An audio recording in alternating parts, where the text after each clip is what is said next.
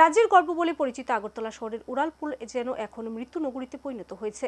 আগরতলা ফ্লাইওভারে ফের আরও একবার যান দুর্ঘটনা। বাইক ও চার চাকা গাড়ির মুখোমুখি সংঘর্ষে গুরুতর আহত এক ব্যক্তি। দুর্ঘটনা খবর পেয়ে দমকল বাহিনীর কর্মীরা ঘটনাস্থলে ছুটে গিয়ে আহত বাইক চালককে উদ্ধার করে হাসপাতালে নিয়ে যায়। ঘটনা আগরতলা ফায়ার সার্ভিস চৌমুহনী এলাকায়। আগরতলা শহরে যানজট দূর করতে বিগত বামফ্রন্ট সরকারের আমলে তৈরি করা হয় রাজ্যে প্রথম ফ্লাইওভার। এই ফ্লাইওভারের নির্মাণ কাজ শেষ হবার পর দীর্ঘ তালবাহানা শেষে চালু করা হয় যান চলাচল।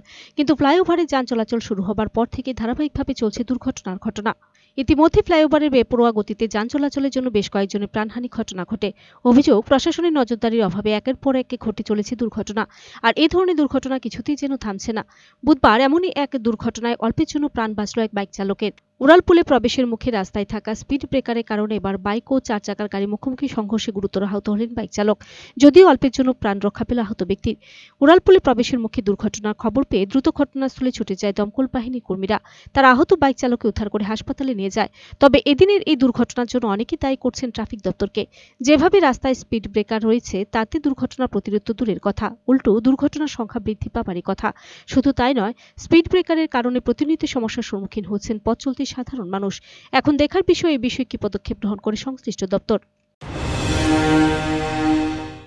নামছিলাম ওই দিক থেকে, হঠাৎ করে এখানে স্পিড ব্রেকার ছিল, স্লো করেছি, হঠাৎ করে দেখি পেছন থেকে এটা মেরেছে।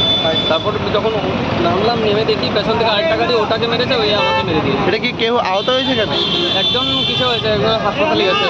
গাড়িটা কোথা থেকে কোথা দিয়ে যাচ্ছিল? হ্যাঁ, গাড়িটা কোন দিক থেকে কোন দিকে যাচ্ছিল? আগরতলা থেকে ড্রপ গেটে ছিল। Video report, search India TNN।